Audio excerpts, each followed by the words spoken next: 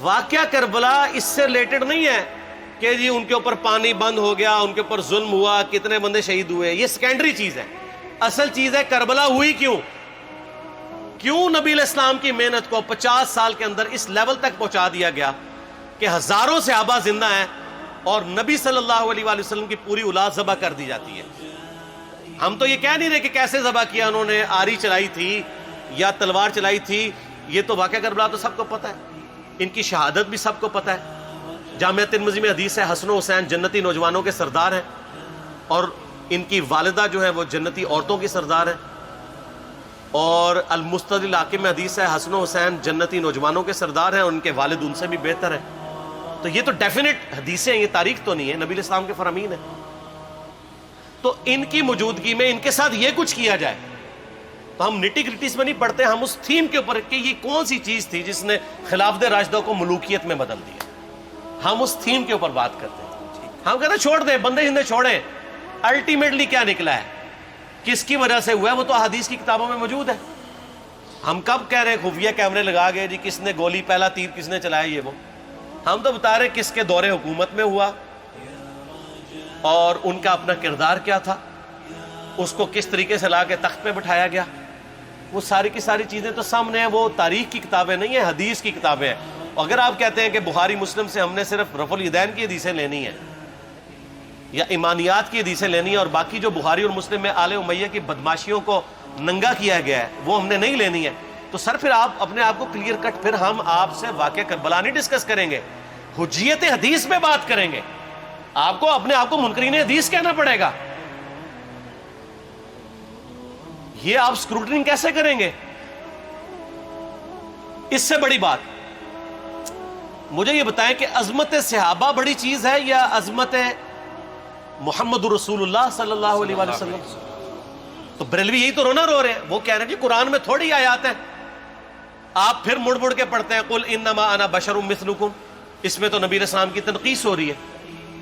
تو ہم ان کو کیا کہتے ہیں کہ تنقیص مقصد نہیں، نعوذ باللہ، نہ ہو رہی ہے.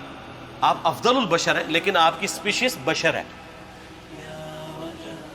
یہ ہم اپنا عقیدہ سمجھتے ہیں، وہ اس کو تنقیص شمار کرتے ہیں.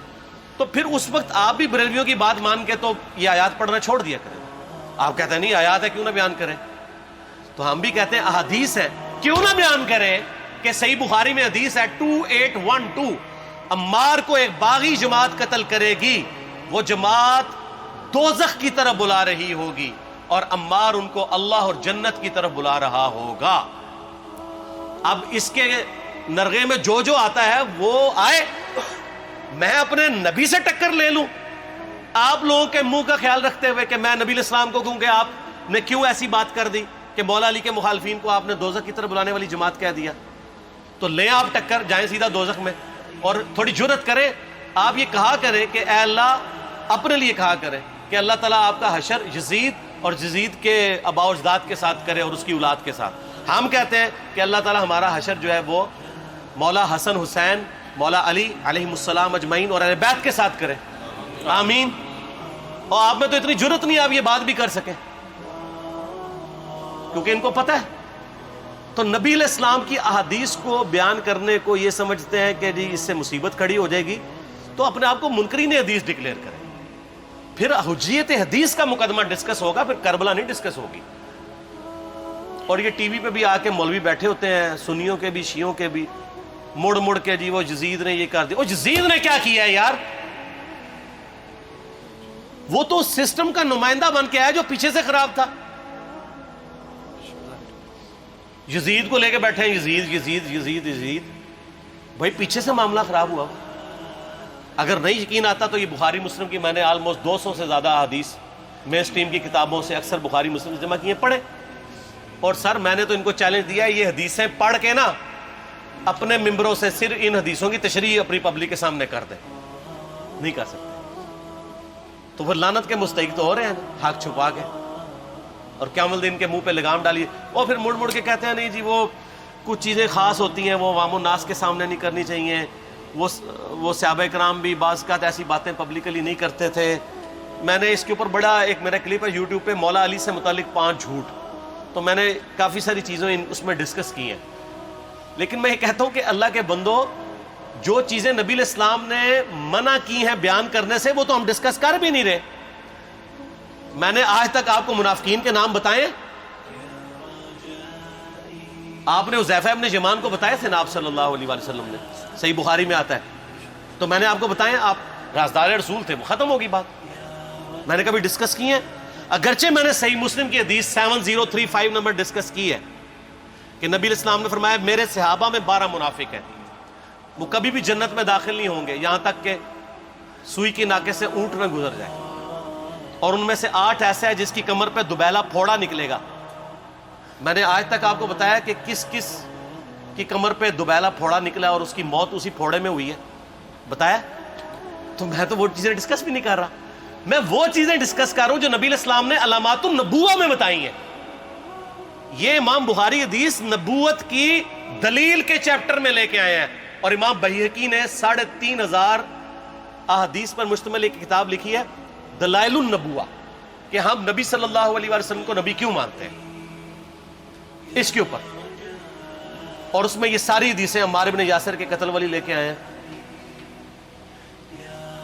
بتانے کے لیے کہ دیکھیں ہمارے نبی علیہ السلام کی نبوت کی دلیل ہے کہ آپ نے اپنی وفات کے آلموسٹ 30 سال کے بعد ہونے والے واقعے کو پہلے ہی بتا دیا.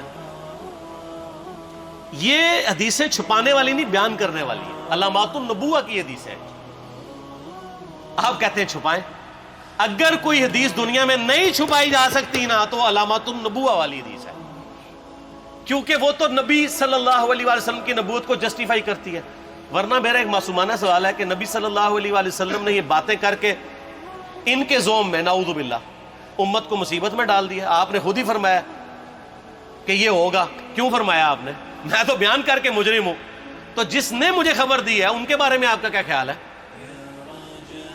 یہ مسند احمد کی حدیث یہ میں نے گھر بیٹھ کے بنائی ہے کہ میری بیوی کا کیا حال ہوگا جس پہ خوف کے کتے بھونکیں گے.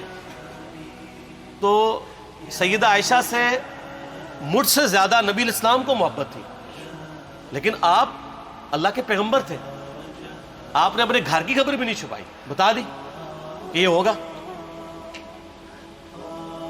اور اس سے بڑھ کے آپ صحیح بخاری میں دیکھیں عمار بن یاسر کا خطبہ ہے. میں نے یہ سارا، پریشان نہیں ہونا، یہ ریسرچ پیپر میں سارا کچھ موجود ہے اور کوئی چیز بھی ایسی نہیں جو اس میں سکپ ہو.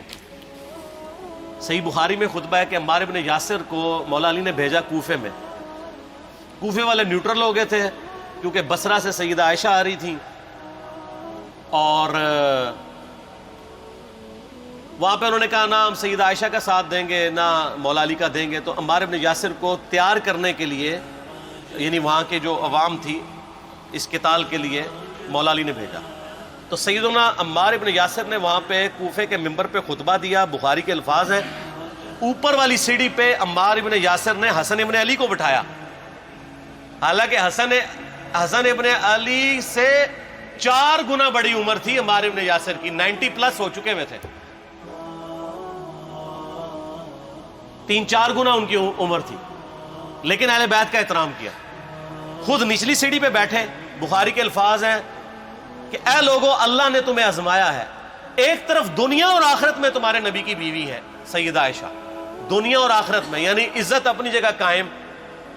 یہاں لوگ سمجھتے ہیں کسی کی غلطی آ گئی تو پتہ نہیں کیا ہو گیا. وہ یار اس کا مرتبہ اپنی جگہ ہے، غلطی اپنی جگہ ہے، پیغمبر نہیں ہے وہ. اور دوسری طرف علی ابن ابی طالب ہے. اللہ اب دیکھے گا تم عائشہ کی اطاعت کرتے ہو یا اللہ کی. علی کی نہیں، اللہ کی. کیوں؟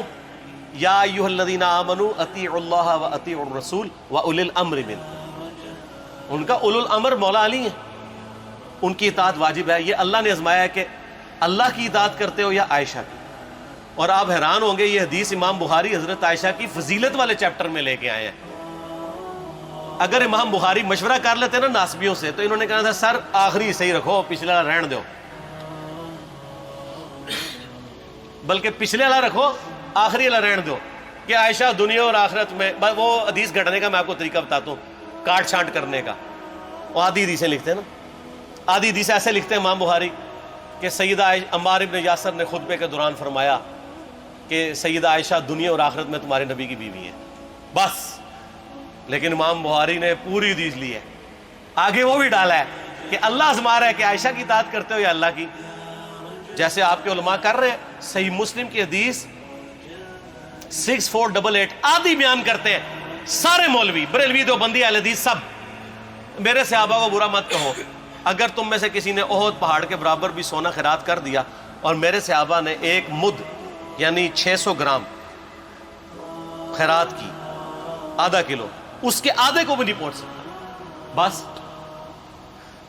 حالانکہ یہ مسلم کی حدیث سٹارٹ اس سے ہوتی ہے کہ عبد الرحمن بن عوف کو خالد بن ولید نے گالیاں دی جھگڑے کے دوران، حالانکہ دونوں مسلمان تھے، دونوں صحابی تھے. آپ نے حضرت خالد بن ولید کو بلا کے ڈانٹا، فرمایا تم میرے صحابہ کو برا مت کہو. تو خالد بن ولید نے تو آگے سے نہیں کہا حضور میں بھی صحابی ہوں. ان کو پتا تھا کہ عبد الرحمن بن عوف نے اس وقت اسلام قبول کیا جب اسلام کا مطلب تھا مار، تکلیف اٹھانا، اور خالد بن ولید نے گولڈن پیریڈ میں صلح حدیبیہ کے بعد اسلام قبول کیا. میں اب تم لوگ یہ کر رہے ہو، تم لوگ اگر احد پہاڑ کے برابر بھی سونا خیرات کر دو، یعنی صلح حدیبیہ کے بعد والے لوگ میرے ان کے برابر نہیں ہو سکتے. اور جو فتح مکہ پہ معافی مانگ کے مسلمان ہوئے ہیں طلقاء، مؤلفۃ القلوب، آل امیہ، ان کا تو لیول ہی کچھ نہیں ہے. یہاں تو خالد بن ولید کے بارے میں یہ بات کی جا رہی ہے.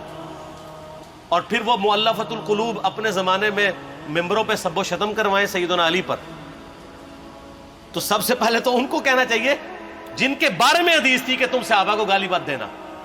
ہم نے تو خیر کبھی دی بھی نہیں ہے. اور میں یہ آخری جملہ ان کو ایسا بولتا ہوں کہ جو ان کے دماغ تک ڈرل کر جائے گا کہ آل امیہ نے جو کچھ اپنے دور کے اندر سیدنا علی کی گستاخیاں کی ہیں نا، ہم نے تو ویسی کوئی ایک گستاخی بھی آل امیہ کے بارے میں نہیں کی ہے. میں نے آج تک آل امیہ کے اوپر بائی نیم کسی کے اوپر لعنت کی ہے؟ حالانکہ یہ مولا علی پہ کرتے رہے. یہ ہے لعنتی خود ہو گئے نا، جب مولا علی پہ لعنت کی تو لوٹ آئی.